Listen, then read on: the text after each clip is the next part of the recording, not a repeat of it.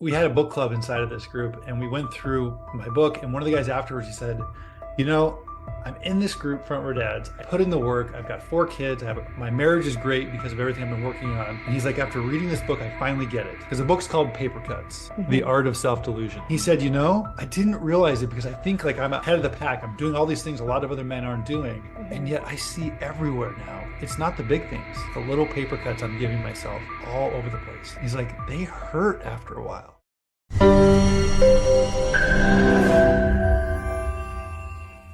Hi, everyone. Welcome to Entrepreneurship by Design with Dr. C. I'm so glad you're here with us today because we have an incredible guest with us. After 10 years of sitting in the CEO chair of 2 different 8-figure companies, both on the Inc. 5000 list, Brent found that he was stuck, unhappy, and unloved, mostly by himself. Being the father to 2 amazing teenage daughters and recently divorced in late 2022, he made the choice to step away from his corporate career and surrender, maybe for the first time, allowing for divine inspiration to work its magic, and wrote his first book, Papercuts, The Art of Self-Delusion. Published in August of 2023, he is on a mission to help others find the path to living a life by choice instead of by chance, shifting out of the victim mentality into one where we can fully show up and live bold. Thank you so much for being here today, Brent. It is such a pleasure to have you, and I would love for you to just dive into your journey, how you got here today, and then we can go a little bit deeper. My journey is probably not all that different from what a lot of people have gone through. Just all the circumstances look different, right? I was chasing what I thought my dreams were, my purpose, my, getting married, having kids, having a job that was, I thought, fulfilling, and working my way up and finding myself in the CEO chair. And in what I wanted, that was like ultimate success, right? I sat in that chair for about 10 years. I got to a point where it's like, I feel stuck. Like it doesn't feel good anymore. Like this is not fulfilling. This isn't what I thought it was going to be. And of course, there's a lot of other things in my life that led to that too, through just learning about yourself in marriage and having kids and just integrating yourself, fully in society at different levels socially. And I just reached this point where I was like, I can't do this anymore. Yeah. And my marriage kind of fell apart, and I had to rethink how I was showing up for myself. And I had started a meditation practice about 1.5 years ago, maybe close to 2 years ago. And so it was about a year into it. So last December, I got this calling to step out of the role I was in. And then about 3 weeks later, I got another kind of divine tap on the shoulders, like, yeah, you're going to write a book. And I looked up and I was like, you're kidding me, right?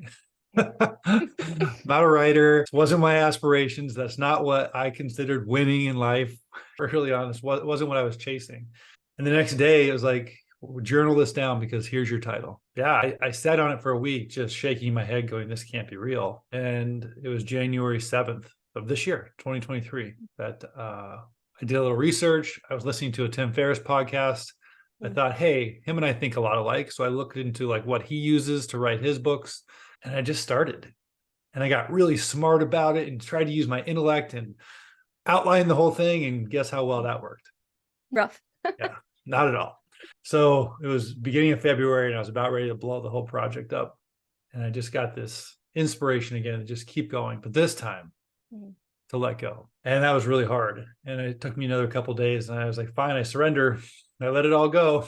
And I just started writing 4 hours a day, 4 times a week. And in 60 days, I had written a book. And I did, it was barely comprehensible that it had all kind of come together when I wasn't trying to, show the world that I was smart and I was all these things. Like those things became distractions. And what came through, and why I think I was able to write being a first-time author and an entrepreneur, not somebody who writes a lot. I wasn't writing it for somebody else. I wasn't like, hey, I'm going to write, this book on this topic to make everybody else educated on this thing or tell the stories. It was actually for me. Like that book ended up being for me, and it just so happens it resonates with a lot of other people because at the end of the day, a lot of our stories are the same. We just have a lot of layers on top to make them look very different. It's just hard to get to that root piece, right? Yeah. Wow. It's incredible just where you've been, where you're at, and where you're going. But I love the fact that you allowed yourself to start the meditation practice too, because I think a lot of times things come through. I've been meditating on and off for years, but it's so interesting when I'm really practicing it and like consecutively, things start coming through. And I love that it came through for you about the book. And I love that you started with like wanting to sound smart and intelligent and all these things in the beginning with the book, but then let go and really focused on you and your journey, being able to allow that to come through and letting go. Because I think no matter where we are in life, sometimes, well, not everybody, but a lot of people have a hard time letting go of this idea or this way of doing things. And you allowed yourself to let go. What was that process for you to really let go and just do it? It was the most difficult thing I've ever done in my life. And I am finding that I still have to practice that. And honestly, it will probably be my life's lesson, continual for the rest of my time on earth. I'm finding every day I've gripped so tightly to control, due to fear mostly, in so many areas of life that it's going to take the rest of life to fully explore and let go of things. But it was beautiful. It was, I believe this process of finally like really letting go of our fears and letting life happen, like being present, right? That's what helped me finally lose like the last 10 to 15 pounds I've never been able to lose my whole life. It's what allowed me to create consistent rituals of either exercise or meditation. All of these things are able to finally show up in my life that food couldn't correct. I couldn't pressure myself into like all these, like, couldn't control it. And once you let it go, it's this weird like chemical shift that happens in you too. It's pretty amazing. No, absolutely. And I think that's a huge part. A lot of people have that fear of failure or success and it blocks them, but it's very courageous what you were able to do. And publishing a book, it does take vulnerability and courage, especially you're writing it for yourself. I think that's where a lot of success happens. And I've spoken to other authors, and when they've written it for themselves, there seems to be a lot more success because it's not like this agenda. It's more of it's like coming from the heart and soul. And that's what it sounds like too, what you've been able to create. And by publishing that book, in what ways did you process the writing and sharing your story challenge you personally, and how have readers responded to shape your perspective on vulnerability and authenticity? I get goosebumps thinking about it. I was on a podcast a couple months ago, and I had the guy ask me, he's like, I never listened to any of my stuff. Did you read your book? I'm like, yeah, I read it 37 times. He's like, what? Like, it was for me. Like, it's become my like non-theological Bible. Like this is my lesson, and I've had to beat myself over the head with it 37 times, and probably will have to 37 more. Like, it's been really amazing. I keep pulling nuggets out of it for myself. I actually said in the book that I don't know who wrote this. It came through my hands. I look back through and it's like, dang, I didn't understand even everything I was fully writing. What's interesting is the book is not just my story. In those 60 days, besides writing 4 days a week, I had coffee or lunch with people 3 days a week. That was kind of my commitment. I didn't know why I was finding old friends or just people I normally just had lunch or coffee. I just asked questions and recorded it. Stuff came through in their lives. They're actually my lessons through their lessons. And it just continued. I'm part of this group called Front Row Dads. And this community of men, it's family men with businesses, not businessmen with families. So it shifts priorities, right? Like everybody in it shows up a little differently. So we're all there for self-growth reasons, but also to make sure that we put ourselves and our family in front of everything else society says is important. We had a book club inside of this group, and we went through my book. And one of the guys afterwards, he said, I'm in this group, Front Row Dads. I put in the work. I've got 4 kids. My marriage is great because of everything I've been working on. And he's like, after reading this book, I finally get it. Because the book's called Papercuts, The Art of Self-Delusion. He said, I didn't realize it because I think like I'm ahead of the pack. I'm doing all these things a lot of other men aren't doing. And yet I see everywhere now. It's not the big things, the little paper cuts I'm giving myself all over the place. He's like, they hurt after a while, So that's just to share like a lesson that's come through for other people as well too. But the feedback's been good. Yeah, I believe it. And it's so profound too, the paper cuts, because it could be so small, but it could also be very deep. The cut, you might not realize you're getting cut on the same area too. It can continue to not really heal because you're not allowing it to. And I love that analogy and being able to really hear it from other people and just the feedback. And I'm curious, what other feedback have you gotten from your book? Because I know it's recent, but it's also your journey and what you heard from others as well. So the feedback has been, really positive. It's got almost a 5-star perfect review on Amazon by a lot of independent people. And the feedback really is around what I set out for the book to do, which is I said, if this book is successful, we'll do one thing.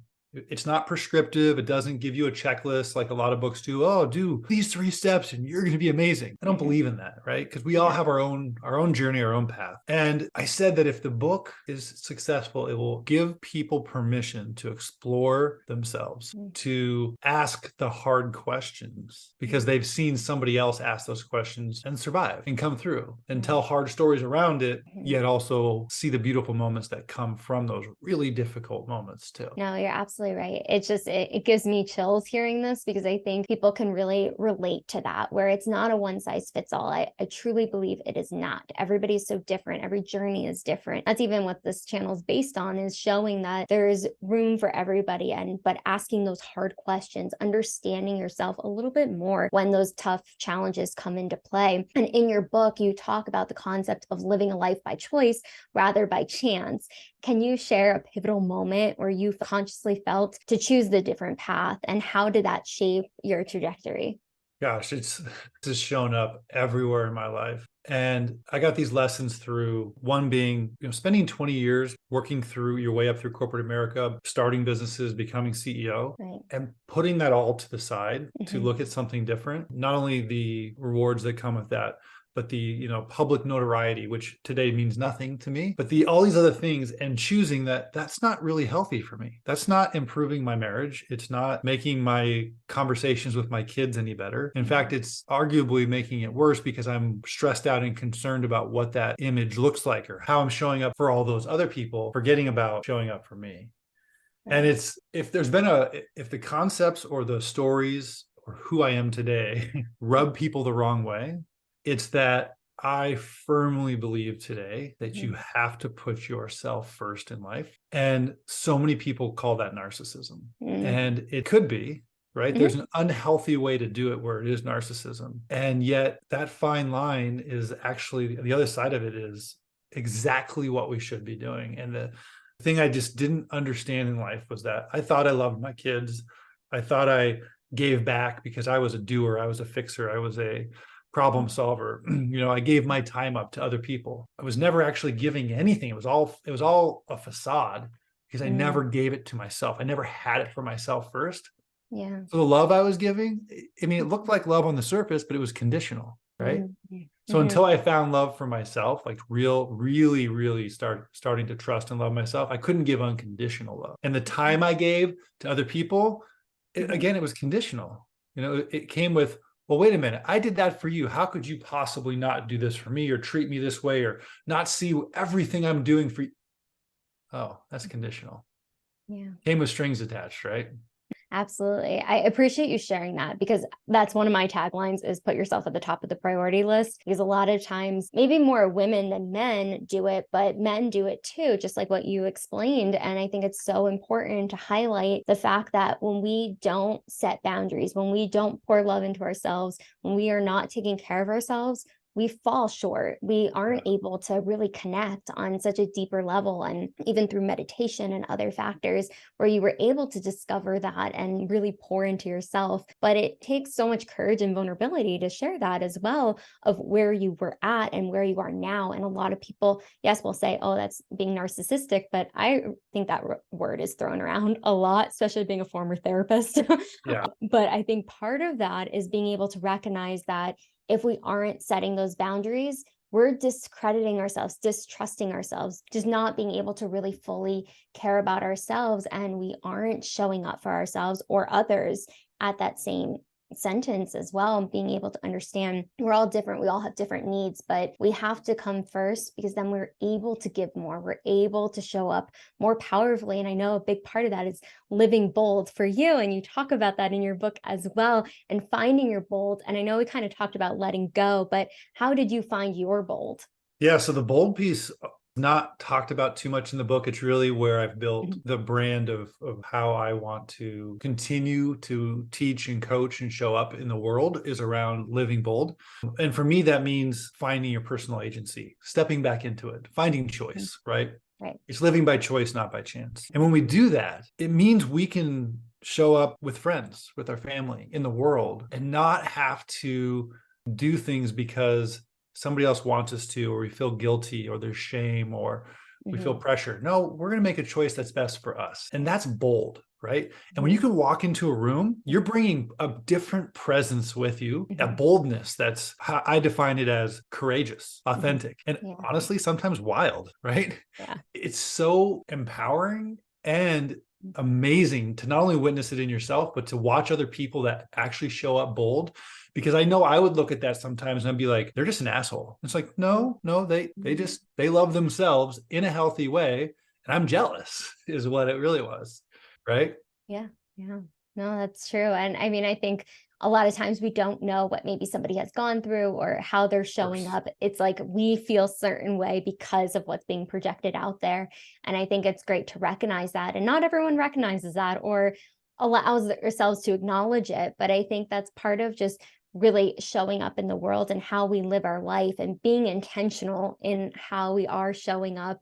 And I'm really curious, what was the missing link for you in those life moments to really start living intentionally, like before you started living more intentional? You know, it's funny. I got told throughout most of my life that I was the least empathetic person ever.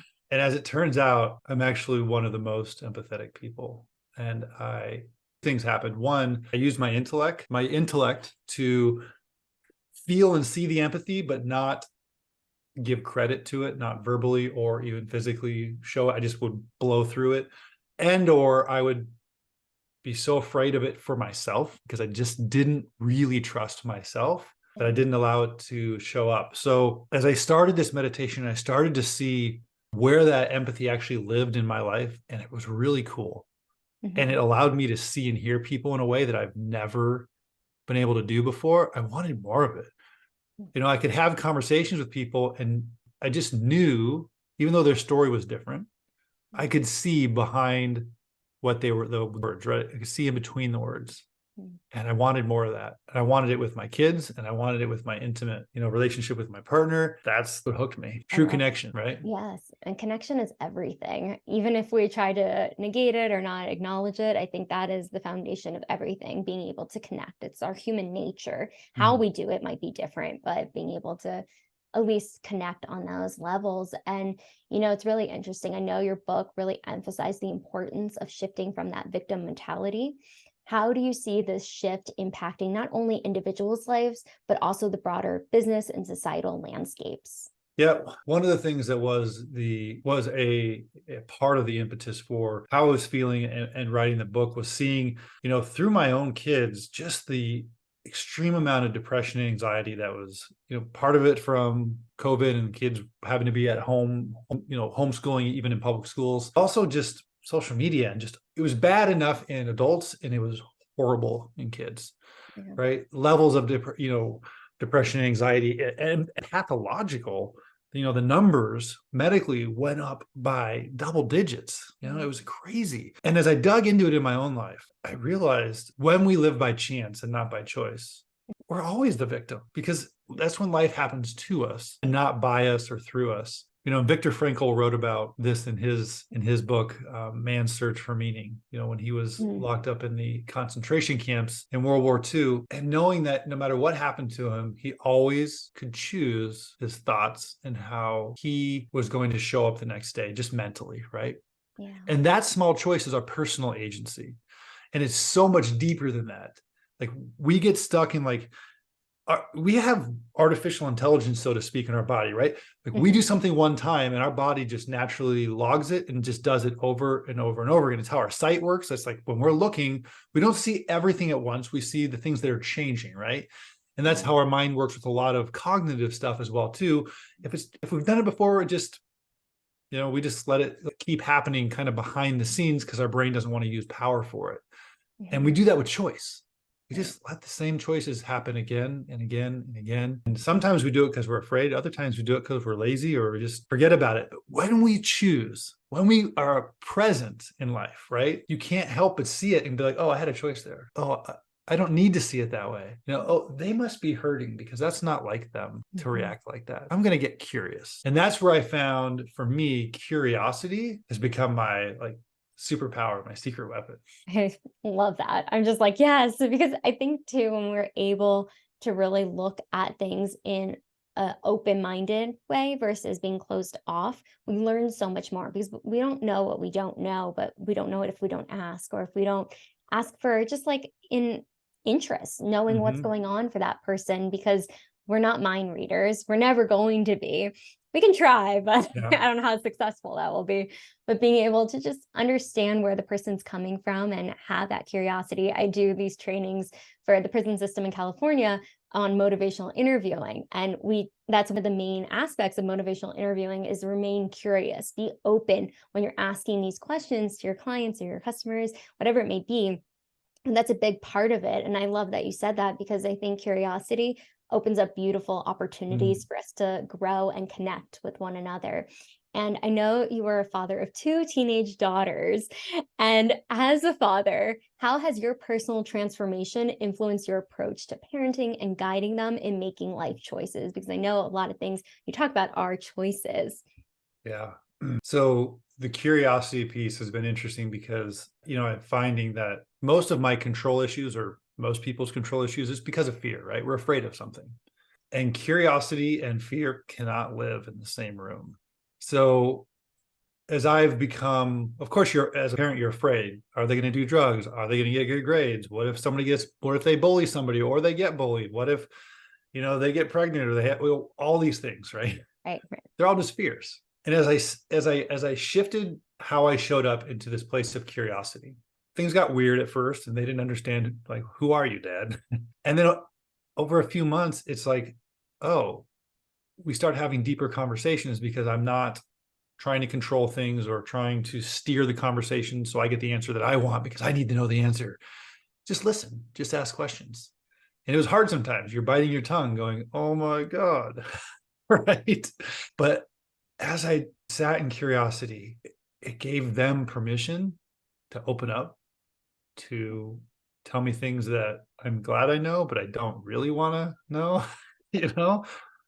And it shifted that relationship where they didn't feel like they had to hide things from me, and then from themselves ultimately. Absolutely.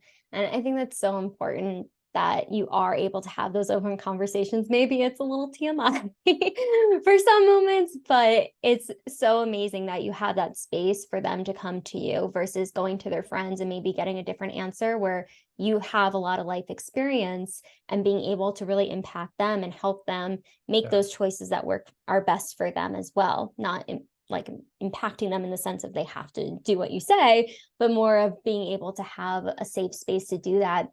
And I'm curious, what lessons on your journey are you really hoping that can impact them on theirs? Yeah, what I've tried to model is that I think that one of the most difficult things for kids today, especially with social media, is there's all of this input, especially videos showing them how to do things. There's kind of one way, you need to be this way. And none of that is true. And I went through that just in my own journey of business and coming out of it, and then writing a book. And honestly, I can tell you where I'll be in 2 years, because I'm doing, like, I'm write another book, and I'm doing some coaching, and I'm doing some other consulting things, and maybe I'll step back into business, maybe I won't, and it's okay, because I just show up and I questions, I bring who I am today to the table. I try to shift and open up communication in ways that, again, just tied back to that curiosity piece. And when I'm fully present, opportunities, possibilities show up that just would have never dreamt of, couldn't have fabricated, couldn't have. So it's to them that there is no one way. Don't need to live in fear that you're not looking like, sounding like, or doing what all these other people are doing. And that just showing up and actually being curious and paying attention, so many doors are actually available every day for all of us. And that's fully when we're not in victimhood, because it's like, oh, there's 1,000 things I could be doing if I really just saw them. Right. So beautifully put. And I think that's part of it, understanding what most choices we make are not permanent. We have an opportunity to shift and change. And I've seen that with so many different people, myself included. but you don't have to go to school and get the good job and then you're set for life. That's very rarely what happens these days, I think. I think that's a big part of just someone who has experienced corporate success like yourself, but also more purpose-driven life that you are living. What advice do you have for individuals who maybe feel trapped in unfulfilling careers, but are hesitant to make that significant change? So one of my favorite quotes is by Pablo Picasso. And I found it recently, actually, although obviously it's not a new quote. He said that the purpose of life is to find your gift, and the meaning of life is to give it away. So actually, I think I flipped those. The meaning of life is to find your gift, purpose to give it away. Because what I find is so many people, especially as we start to get into our middle ages, 30s to 50s, we've been in a career for a little while. We're like, what's my purpose? I got to find my purpose. I've been just working to live my life and make money, but what's my purpose? Right. What I love about that quote, even though I butchered it, is that we all have the same purpose. And it's to give away our gift, our passion, our talent. And so what I encourage anybody, no matter where you're at, is lean into your natural gifts. Maybe it's talking, maybe it's smiling, like you just have an infectious smile, right? I mean, some of these things sound silly, but these gifts like positivity, maybe you're a great teacher. So you start teaching, your kids or a bunch of kids pickleball or soccer, whatever it may be. Lean into your gifts, start to develop them. Right. And as you stay curious around it, the stuff that will show up in other ways for you to then not only get better at your gifts, but then to start to give them away. And by the way, giving them away doesn't mean you can't make money for them, right? Right. You're giving them out to the world. That's the path to not like blow up your life and be like, I got to do something totally different. No, right. just actually go back to the gifts that are there, but you're just not using all the time because you're like, oh, my job doesn't pay me. Great. Lean back into them. See what shows up. I love that. I think it's important to recognize that you can lean into your gifts. You can get paid for what you're able to do, but a lot of people shy away from that because it's off the path, like the paved road, like you're creating your own path, your own road. Yeah. And that's okay. And you're a living example of that as well. Like you had one path you were on and you completely shift gears and have had success from that by listening to yourself, allowing yourself to remain curious and open to the opportunities that were just egging you on. They're like right there, but they started to come through a little bit stronger each time. And because entre is very risk taking, you have to take risks. You can't kind of sit idle, but being able to involve those risks that you did take by starting to write a book and being able to publish it. How has your perspective on risk taking evolved from your corporate career to your current endeavors? While I'd be more apt to take risks that a lot of people wouldn't take, the risks I took in business were driven by my desire to make myself look good or to succeed in some way. Sometimes calculated, sometimes not. Sometimes they were just taking a risk because I knew I was a risk taker, and that's why people worked with me sometimes, which wasn't necessarily the most positive reason to be a risk taker. Today, I still take risks, pausing from business, writing a book, self-publishing, which is a journey on its own. But it's often I take risks to be vulnerable, to just show up and be myself and to put it out there. And I know that when I take risks around sharing my gifts, however that looks, it's always worth it. Always. I'm so glad you said the vulnerability piece, because that's what I was hoping you were going to say, because I know that's a huge part of what you embody and what you are putting out in the world. Yeah. And risks aren't just business risks. It's also sharing your story, being open to knowing where you came from and where you're at as well in that journey. And I'm really curious, with your journey of publishing your book, what was that like? So if somebody is in that process or wanting to start that process, what does that look like for you? Yeah, I think you have to write for yourself. But otherwise, every time I didn't write, just sit down and just start writing for no specific person, but just what I knew had to come out of me, right? Yeah. those are the days I was blocked. Those are the days I couldn't write, or I had to go back and scrap it because the tone wasn't the same. The authenticity didn't come through in the same way. So writing for no other reason than for yourself, for your gift, for your passion. And with the self-publishing journey, I think the scariest part is getting awareness around what you're doing. And honestly, unless you're one of the rare, million plus booksellers, there's probably under 50 or maybe under 100 of these a year, right? So it's even harder than becoming a professional sports player, right? So putting that to the side, what do the rest of us do? It's vulnerable. It's being on this podcast with you. These are the true stories that resonate with humanity and that we all connect with. And when you are comes through in your writing, then it comes through in your stories when you start to share them with other people like yourself. And people can't not listen because there's a piece of all of us in each other, right? Our stories anyways. Yeah. It does connect because everybody feels the same feelings. How we feel it might be different, or when we feel it, and all those factors. But when we hear a story, you're right, there is a piece of us that can resonate with, I've gone through that, or I've experienced that indirectly, things along those lines. But being able to recognize that each story has space for us and it matters because how it translates, you're helping so many people by sharing your story and being vulnerable in what you went through to get to where you are, and being able to truly start to love yourself from the inside out, to be able to pour into your family, your girls, and everyone around you as well, that whole community that you have and you've created for yourself as well. Absolutely. Yeah. Part of the self-publishing, what were some of the tools that you used in order to make that happen? Sure. So I did sign up for a self-publishing service that helps you get your ISBN numbers, your book registration numbers, and get you plugged into Amazon, and then kind of coaches you through things.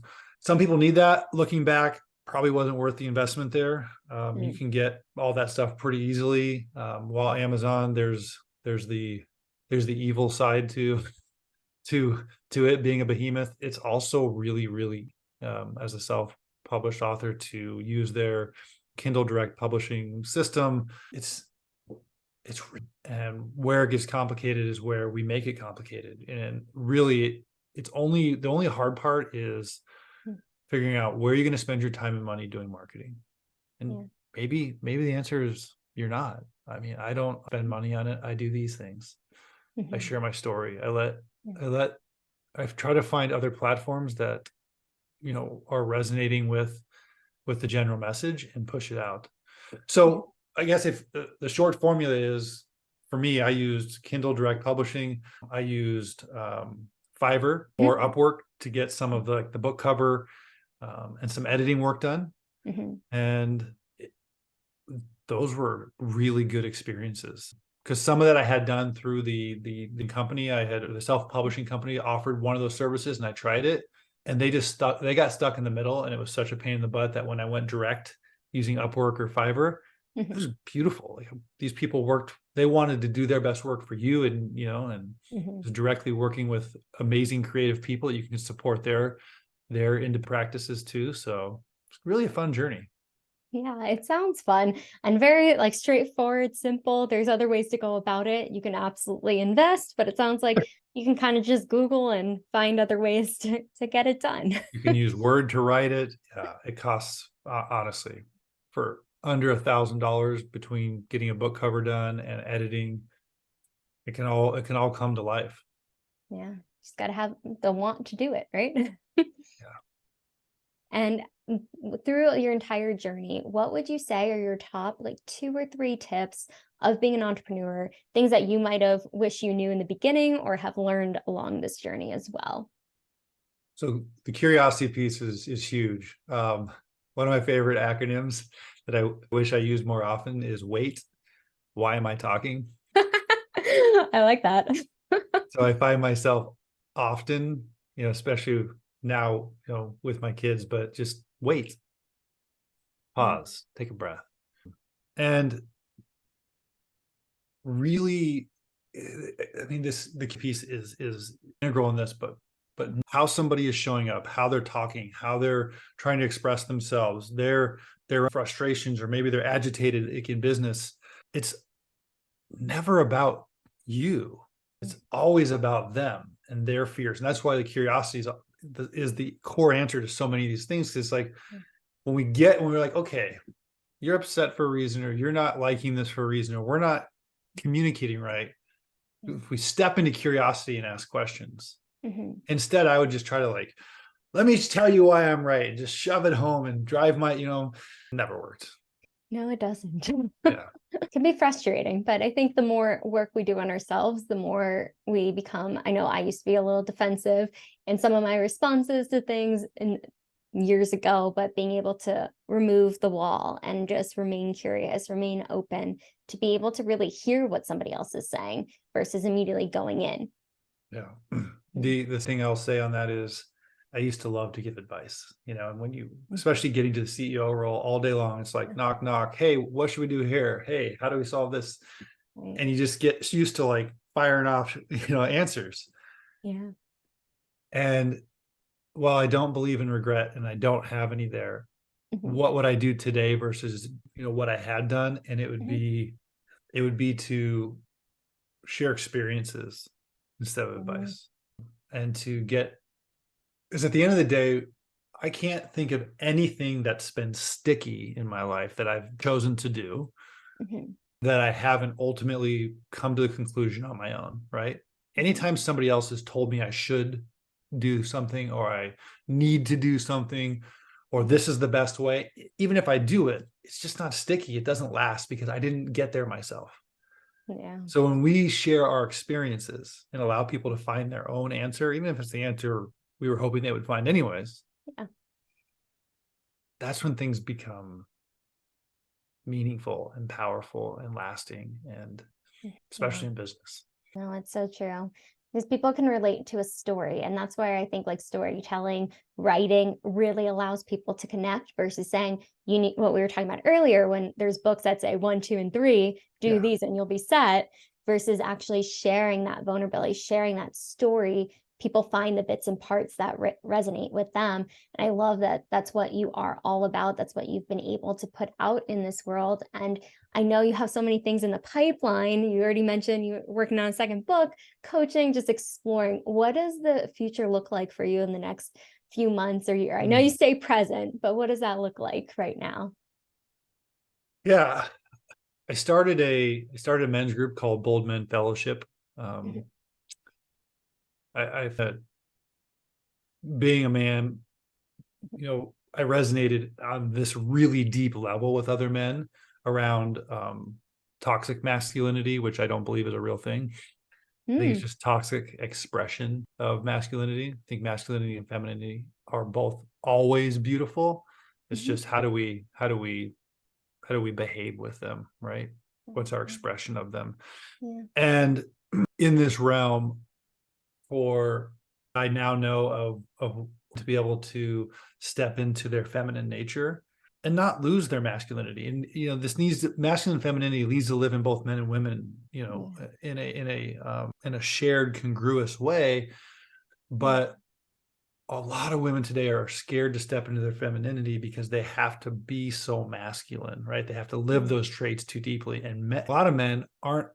A true masculine is groundedness. And I've found, in my partnerships, intimate partnerships, if I can show up in this grounded way, this healthy grounded way, it allows my partner to step into her feminine in a way that she's too afraid to sometimes, because she's like, no, I got to show up and pay the bills and be in my career and do these things, which and we can provide these two pieces for each other. And there's not a lot of support for men, and there's a lot of shame and guilt for men, and not a lot of, hey, here's how we actually solve the problem. So that was the goal of that. But I also do, my passion is in marketing. So I do combination executive coaching around communication, because communication not only lives in how we do product branding and corporate messaging, but that's the Trojan horse for me to come in and talk about internal communication, right? Absolutely. Sell you on external communication, but What you really need is this internal communication. Exactly. Well, I love it. And I so appreciate you saying the and, because I do think you can be both. It's a matter of, it's very fluid depending on the situation, and recognizing when you Yes. need to show up a certain way, but not negating everything else around you. And I love that you said the grounded piece, because I think the more we are grounded, the more we can see things a little clearer versus having to be complete opposite sides. But again, it's very fluid, and you made that very clear too in a beautiful way. So I appreciate you sharing that. And then I have been so enjoying this conversation, Brent, but where can people find your book, find you, your coaching, your group? We're going to link everything below, but if you could let us know too. Yeah, so you can find the book all over Amazon. It's in all versions, and I actually just recorded the audiobook, so that's on Audible or on Apple or Google. I can believe you can find it on either one too. So if you need my voice to help lull you to sleep, it's available.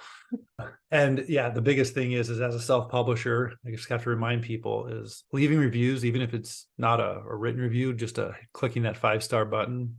Not many people do it. And that's the most meaningful way, whether it's for me or another self-published person, that's the most meaningful way you can show appreciation. And then my website, 3X Bold, the number 3, the letter X Bold. So, which is really about being bold in body, mind, and spirit.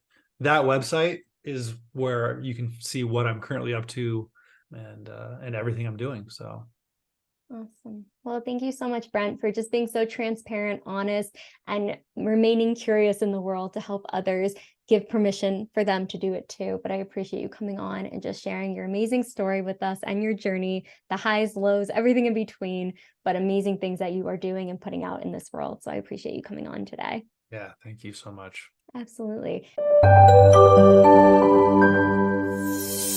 Make sure to like, subscribe, comment below what was the biggest takeaway from today, and we'll see you on the next episode.